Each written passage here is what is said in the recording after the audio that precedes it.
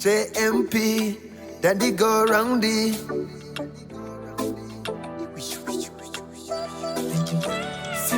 Iutending gaitachi, chinokuita ufile bo, usarambe wakati. Welcome back to part 2 of how I met my first husband. Tawana tangatabe kutichi. Pakutaka uyava bus stop bebhazi renyu. Oh yes. Oh my god. Right. Oh my god. This relationship was the first relationship that I think I had.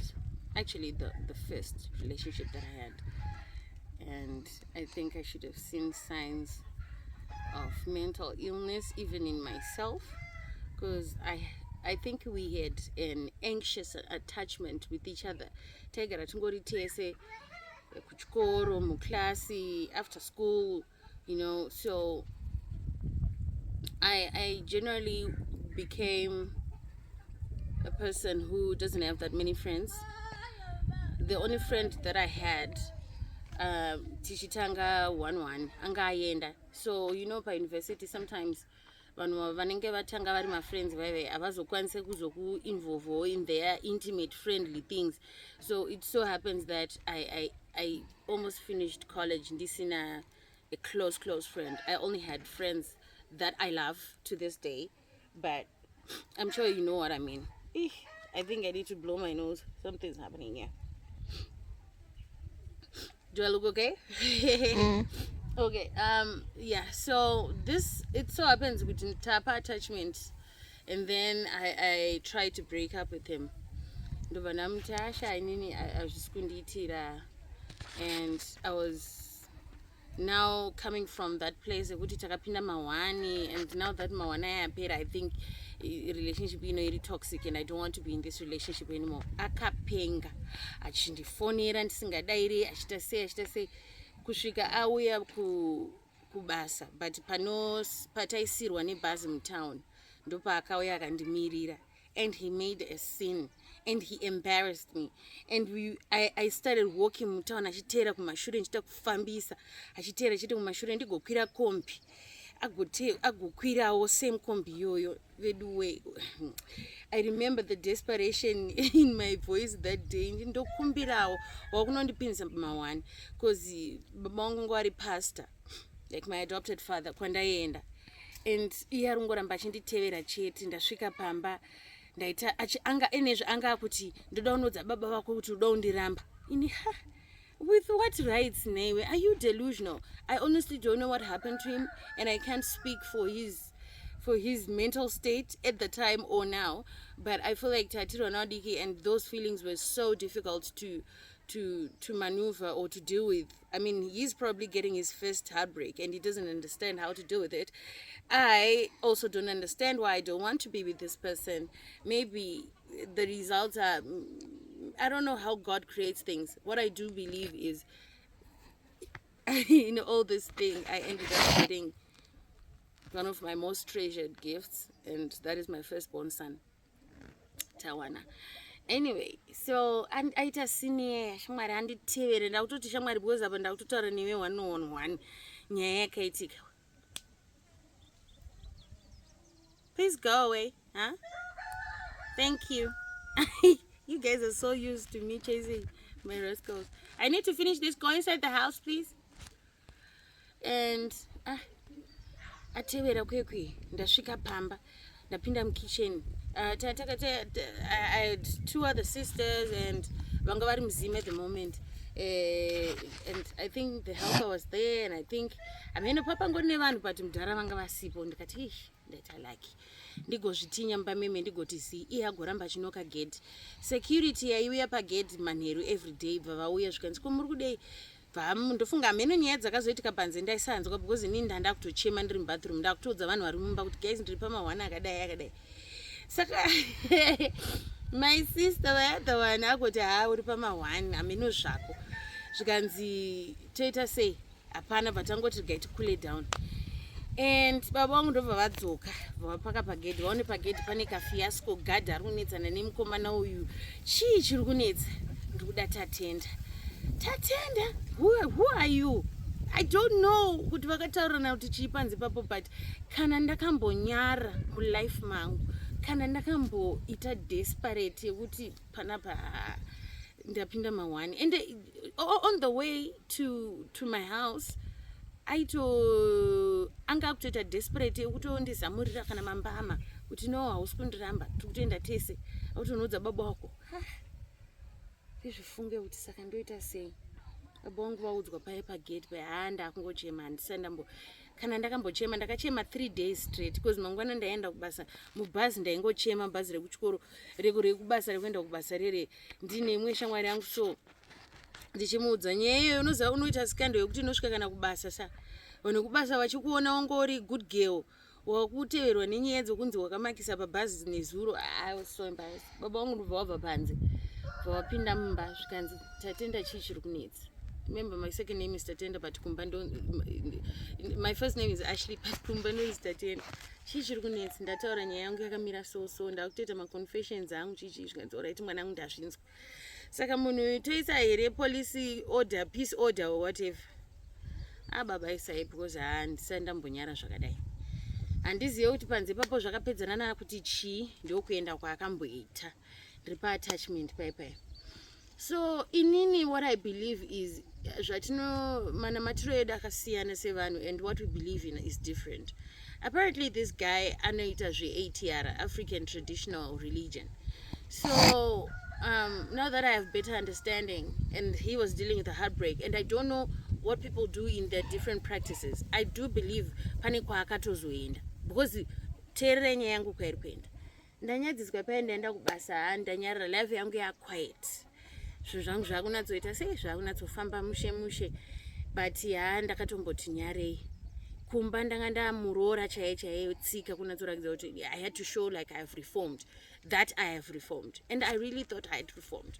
And I remember I started dating a long distance relationship with this guy who was in Mutare, who was a good kid, Angare senior at the university, who had known me, and then people reconnected via work, because he also worked for the same bank but in a different branch. This is how we connected with this guy, and I thought maybe this is going to be it, we are going to get married and whatever.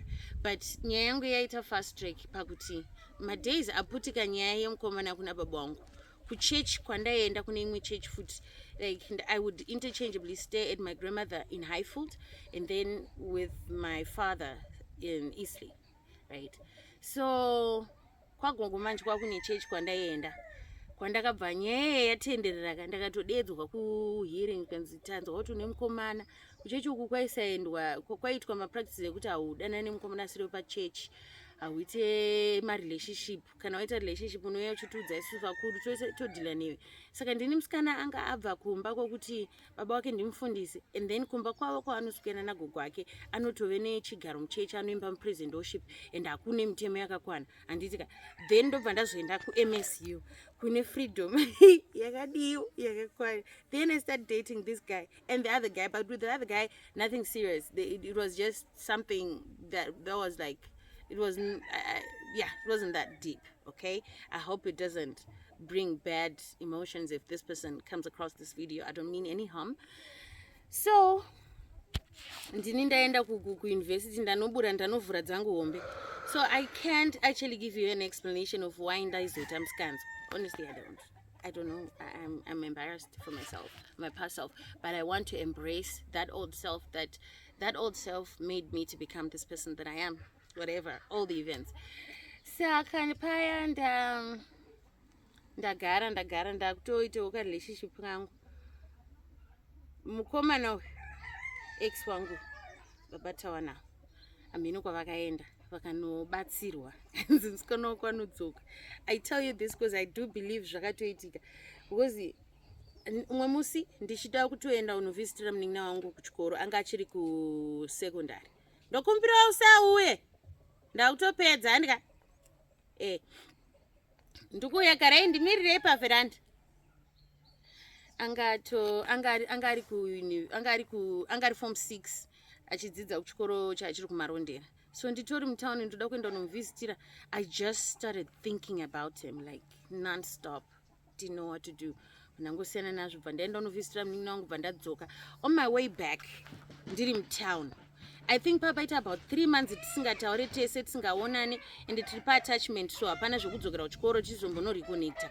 Tiri paattachment, mumwe ari kutoita life yake, mumwe anogara kuchitungwiza, mumwe anogara kueastleigh nekuhighfields.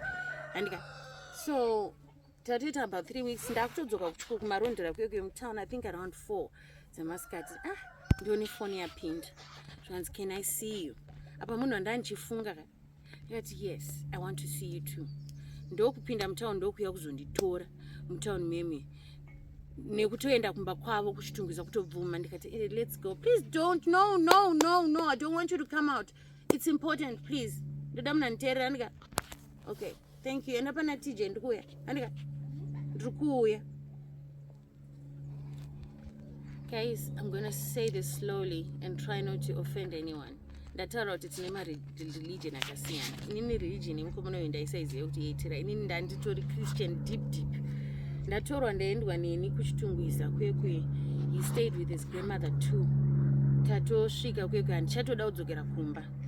Taita yanga iri Saturday. So on the Sunday makuseni, bva nditi I want to take you out.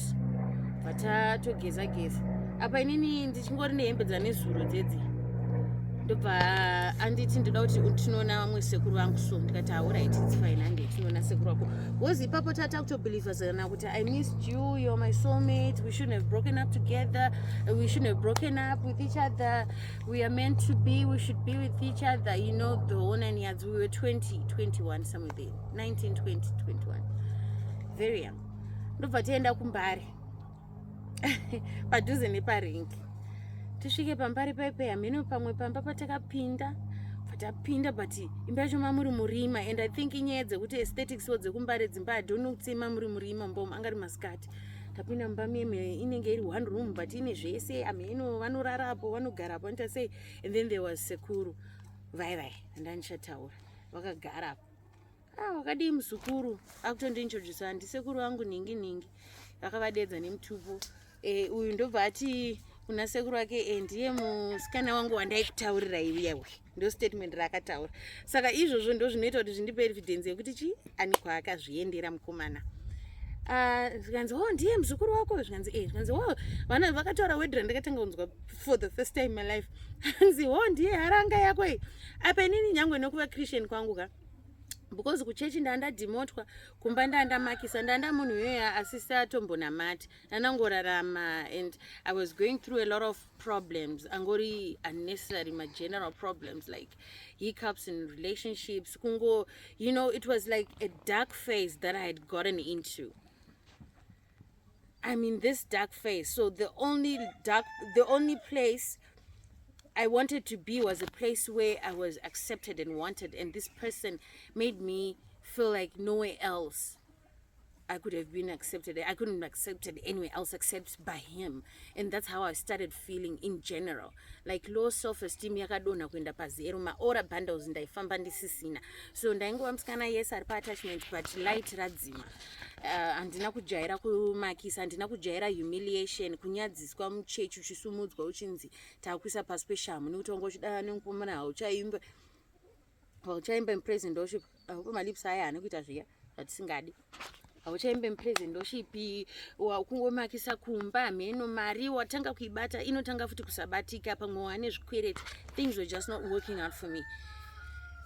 Zvikanzi nasekuru ave ndiyo haranga yako iyi, zvikanzi ndiyo haranga yangu iyi sekuru. Alright, sekuru ave watora ameno tingati bute ngatisibute. What was that? Watora bute vandizora makumbo, vazora iye makumbo. Guys, a moment of silence. Vana vedu we really need to figure out, because tichifunga kuti vanhu vari 20 21 havana vhombe dzavari kuvhura. Like, watch me with my boyfriend at 20, he's also 20 at the time, and akutoziva kuti anokwanisa kuenda nemusikana kuna kung'anga basically. Anyway, let's do this. Anyway, ndaendeswa kwekwe ndatozora makumba meno, ndakabva imomo I just remember kuti takabva ipapo tatoronga kuti we're gonna get married.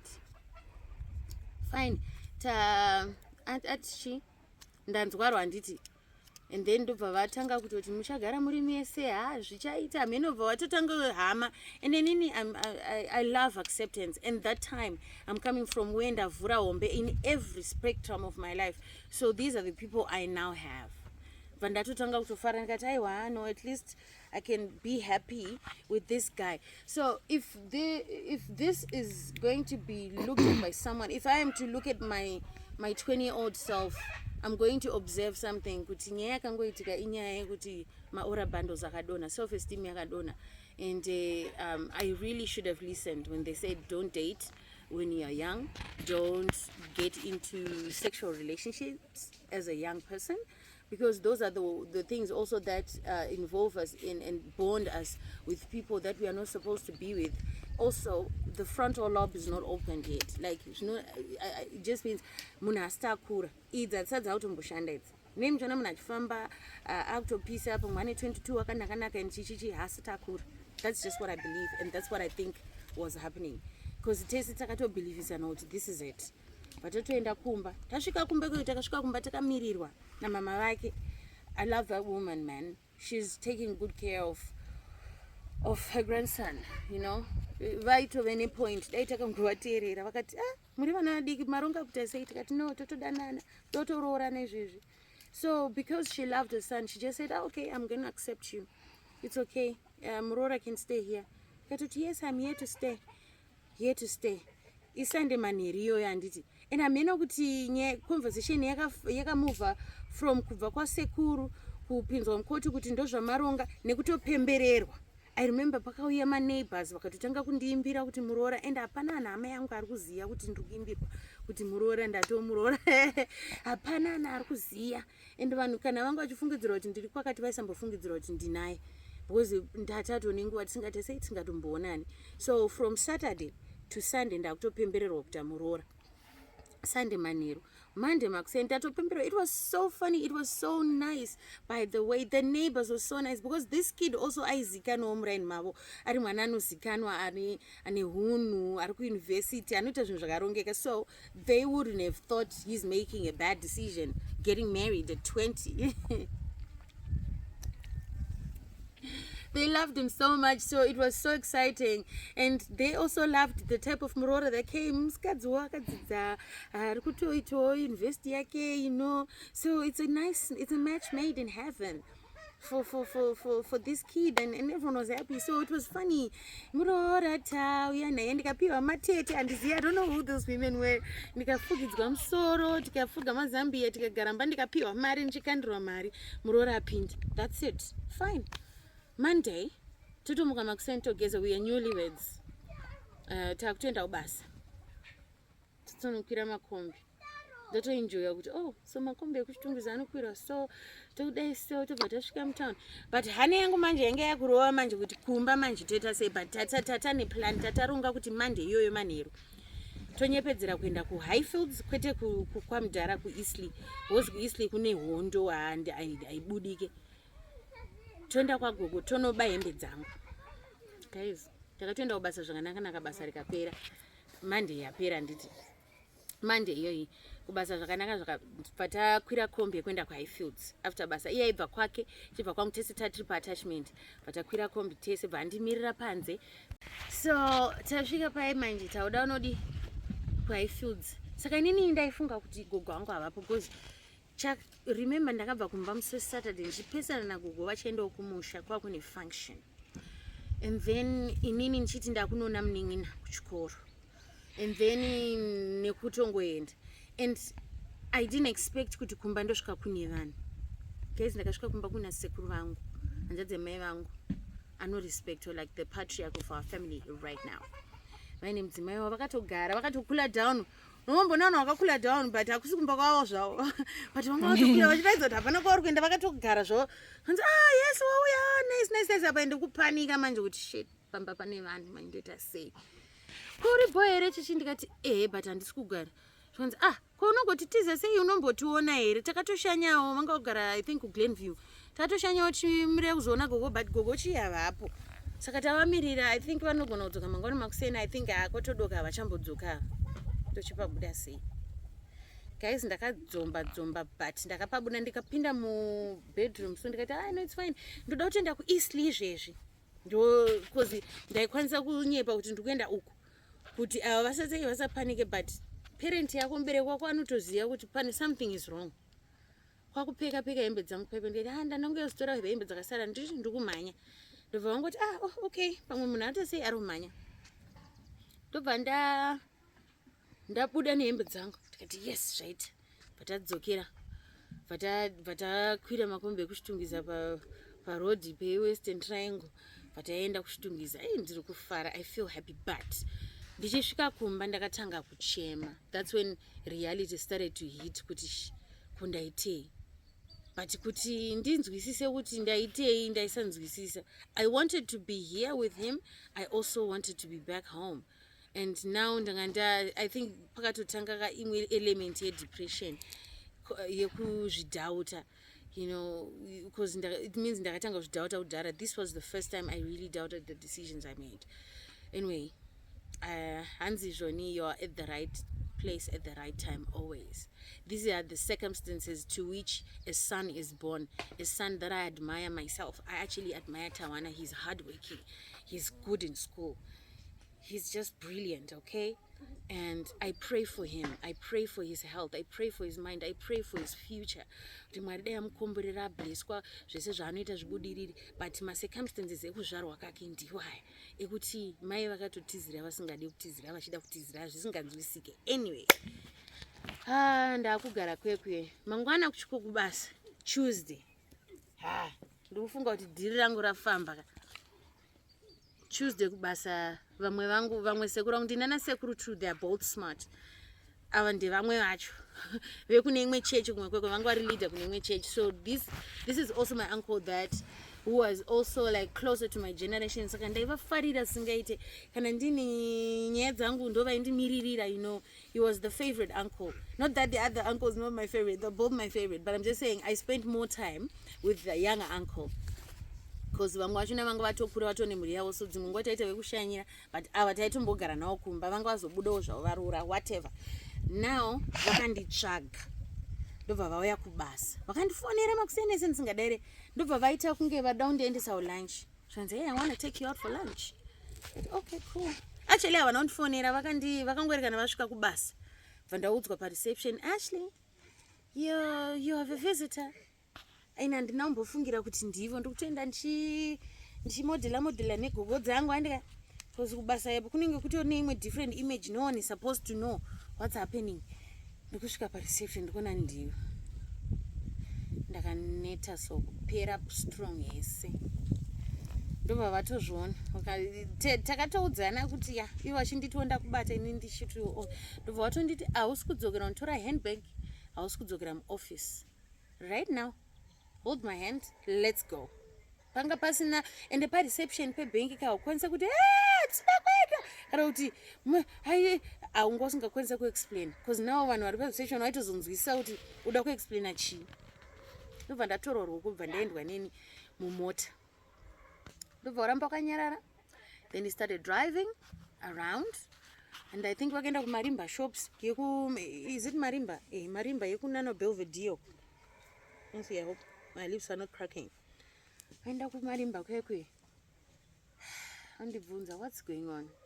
Mbamba dzadza. No, we know you're not in Eastleigh. We know, and we just want to know what's really going on. Azvinopera musha. Ndobva vanditi ndakutenda newe kumba kwangu. I'm not letting you go. I'm not letting you out of my sight. Mangwana uri kumuka uchienda kubasa as usual. Gogo vako, meaning his wife, will give you clothes for work and you go to work. Hapana nharo dzandakaita. Hapana ndandine kafoni kambudzi ndigomutextira ndikati shamwari ndabatwa handichatombodzoki. That same day ndobva vanditengera line rinyowani. Zvikanzi hauchamufonere and izvezvi right now takutoenda tese kumba, but vakaenda neni kumba kwavo. I think vakera kuGlenora those days. Ndaenda kuGlenora kwekwe. Tasvika. Tadya sadza. Ina handauziva kuti I'm being watched. Tadya sadza, tapedza kudya sadza pepe. Wopedza bata ndarara but ndisati ndarara manje. Ndakafunga kuti vararawo. ndobva ndamuka pakati peusiku ndobva ndamuti ndaitextirana naye actually the whole evening chiti ndabatwa chichi ndichimba apa ndanda kumupa madirections ndichiti yaunditora. Saka maifunga kuti pamakatiza muchalasta how long musina vanhu vasina kumbofona kubvunza kuti muri sei, vamwe kuti hamuko kana kuti maifunga kuti chi. Thank you for that question guys. Tawana ambonibvunza question inga ndichibva kunyaya ndikafanira kuseka saka nozi energy yekuseka yacho ndanchitowanzirwa ipapo handiseka imaifunga kuti muchaita mungagara yaunongo vasina kubvunza. To be honest tawanaka kana uri mwana mudiki haunatsofunga. Ini ndaitofunga kuti hapana anombozviziva kuti ndiri kupi. One ndaitofunga kuti I don't know. Ndaifunga kuti by the time yaunenge wazviziva I don't know. Because chandoziva ndechekuti decision iyi ndakaiita ndisina kufunga kuti ndichabhadharwa neschool fees yekupedzisa chikoro. Ndasina kuita ndisina kufunga kuti gogo vangu vachafunga chii, hama dzangu hanombodzifunga, inini wacho handombozvifunga kuti is this what I want. Ndakangoita decision yekuti ndozvandakutoda nekuti chi ndozvandakutoita. I don't know. So thank you for that question. Sorry tazongokataka boys ndozvarinoita iro riri. Vanga vachirwa variwo vana saka ndatombonoisa runyararo. Tijarowa umwe mwana amini chaamurwa nacho saka this time zvachirwadza. I panicked. I thought mwana kuhara kana kuti adonha. Variwo vana. Anyway, I disciplined them. You can see them from here, they're still crying. Anyway, that's quite distant. I love my kids so much. So does everybody else. And I don't know how you deal with kana mwana ro mwana. Iyo bati ndiye anditanga. So I don't know. Ndazongovarova vese kuitira kuti vasaite violence. Anyway, I don't know. Right. So yeah. That was I got distracted a little bit there. Anyway, so ndiri kutextirana naye kuti ndichipe madirections manje ndiri pasofa pasekuru wangu kandopa ndayozorara nhasi. Ndiri kutextirana naye kuti itowe yako undibe unditore paunongosvika ndinongobuda totoenda. Tanga tiri determined zvokuti chero pakati peusiku taidzokera kumba kwavo. Taita sei paya ndamutextira. Aiwa ndanyanyoenda kumberi zvandakaita manje zvandakaita. I think inini mangwana following day since ndanda kumutextira ndakatoenda kubasa nicely, but pakuenda kubasa ndobva I don't know ndadzokera stop tawo. So ndiri pakati pekumutextira kuti yaunditore pepe pakati peusiku ndobva ndarara. Ndakuziva kuti I'm being watched. Bva ndarara pepe ndaisa kafoni kangu patable. Mwana ndakamuka makuseni ndakamutswa pakati peusiku ndikanziona mameseji akwai. Ndozvawafunga wafunga kunditiza mwana wanzvadzi yangu. I remember sekuru wangu vakarwadziwa that day. Ndozvawafunga zvese kusiya zvese kuti ungonoroorwa uri pakati pechikoro. Ndozvawafunga tatini. Ini ndozvandafunga and I want to. Vandanyepedzera kunge ndanzwisisa. Ndanyepedzera kunge ndanzwisisa pepe. That aiwa no asiri zvozvandafunga aiwa hazvitomborizvo. Aiwa no you're right sekuru. Uyu ndobva ndatotosenda takakumisa kuti achitoregera ndabatwa futi. Whatever. Mva ndaenda kubasa. Ndaenda kubasa manje kwekwe ndobva tata kutaura manje ndiri kubasa but sekurongongo singazivi kuti ndatenga rimwe line ndane rimwe line because ndandatengerwa rimwe line vandasvika kubasa bva ndatanga kutaura naye nefoni yekubasa. I think ndisingaite phone calls because I don't know, I don't remember what I did, but it wasn't that effective. After work ndobva ndatiza vandaenda naye kumba kwavo kuchitungisa. Tiri kuchitungisa ikoko ndichingosvika pamba. Right, takatiza kuti sei kubva kubasa kwekwe chingosvika pamba kuti ndizive kuti akavapa adresi ndiani sekuru wangu. Ndakaona vachisvikawo pamba vaine mota. Gogo wake vari panze kuri kuma 5:56 time iye inofamba vanhu vakawanda iye. Zvikanzi nasekuru wangu ndayazotora muzukuru wangu. Gogo wacho wakatanga kuti handisati ndamboona muroora anoyazotorwa kumbe. pamurore mwane ndaitonzi murora, but handingava sure, neither can I. This was, honestly, I don't even know how to judge this situation. Ndo zvakatoitika. Iye angosara. I remember the look on his face. He looked like, honestly, this guy was so good to me, but also zvanga zviri toxic. I'm sure you've heard the parts. Aita kunge aizvipa position yekuti ndiri baba, like image yandakaona mumaziso ake that day yanga rekuti how can I be stripped of my whole manhood, basically. Like it looked like as if they had taken something from him, but he couldn't react. Remember, this is a different season now. He couldn't do zvaakamboita zvehasha zve. Ndobva ndatorwa nasekuru wangu bva ndaendeswa kumba manje kuna gogo manje. Gogo wangu achingonzwa nyaya idzi pafoni dzichita sei. Guys, ndasvika kuna gogo, vanhu vatodedzwa, kwadedzwa nasekuru, kwadedzwa anasekuru wangu wangu watu. I think there was also someone else in that meeting. Nharo dziedzia, guys, ndinotya kutaura nyaya iyi because ndoshamisika nenharo dzandakaita mazuva iwayo. Zvanzi tatenda wafunga kutizira, wafunga kuroorwa. Ati yes. Zvikanzi why? Ndikati ndine nhumbu. Ndandisina nhumbu. Sure here.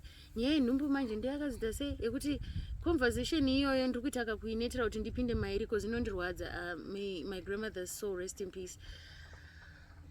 But fast forward mumeeting makabuda inini ndawina kuti ndakutoenda kupi kumurume at 20 ndikanyepera vanhu vese kuti ndine nhumbu, ndikaperekedzwa pakombi kunokwira ndega. Look at the situation, how bad it already looks. Vanhu vatogezwa maoko, but inini ndiri mwana mudiki handisi kuzviona. Ndikuona kunge ndagona vanhu, ndikuona kunge ndindavangwarira handika but at the end of the day still I worship God and bless God for this transition and this journey, because ndozvo ndomaitikira yakaita. Anyway, ndakabuda mai. I remember I was wearing a purple dress ranga rakanaka, ranga riri denim purple, richinatsoenderana nemiri wangu.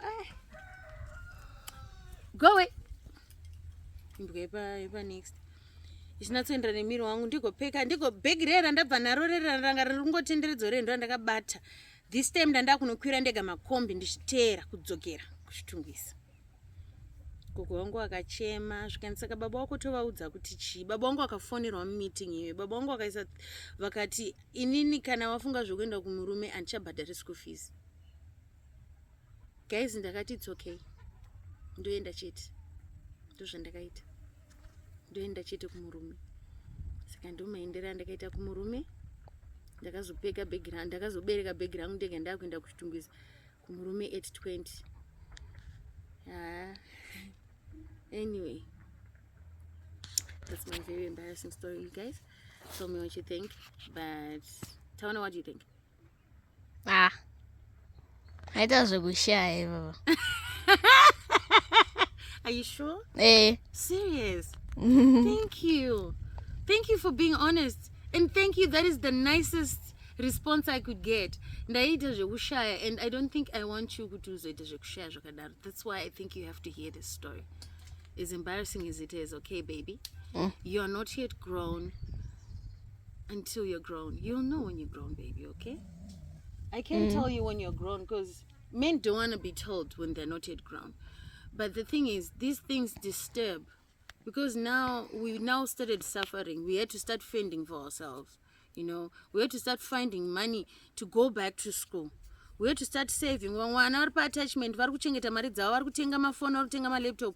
Isusu eventually tata kutenga preparation. In as much as we ended up fighting the good fight and we have you as a good child, pakabhaizika big time. And panotozobhaizika because hapana parent wezera iroro. I think indi nyaya iyi yakareba zvokuti irifanira ramba ichienderera. So Tawana will invite me again to continue in the story time. Pachawana time here. But like he did today, he's the one who said, my mama gives Andy a story time. Okay, so Andy story time. So thank you so much. Thank you so much, Tawa, for being part of this audience. Thank you so much for being my child. Thank you so much for being a blessing to me.